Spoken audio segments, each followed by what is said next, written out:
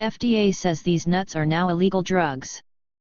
Apparently walnuts are drugs and the FDA is considering a drug-specialized screening process before approval for consumers.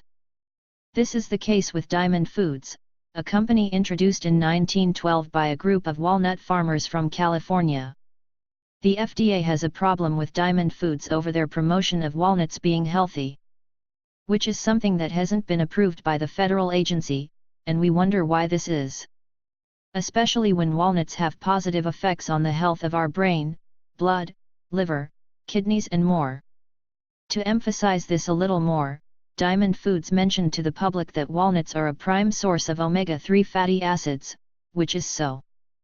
The company even talked about omega-3 fatty acids being responsible for a multitude of health benefits such as a lowered risk for heart disease and certain forms of cancer. The links are backed up by evidence from many studies and scholarly articles. With this having science behind it, it isn't as if this is all false and it being wrongfully labeled on walnut products. Nevertheless, the FDA sent Diamond Foods a very touchy, personal letter, aggressively stating that, your walnut products are drugs. They may not legally be marketed in the United States without an approved new drug application. Our country certainly doesn't need healthy food being labeled as a drug, as it would be a slap to the faces of millions of consumers. With fruit and vegetables, you aren't increasing your likelihood for chronic diseases, ulcers, heart attacks and cancer, which can't be said for many FDA-approved prescription pills.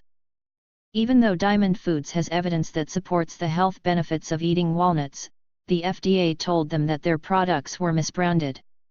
The FDA didn't want the company to actively promote health claims that the federal agency didn't approve of regardless of what support they have. Why is this a concern?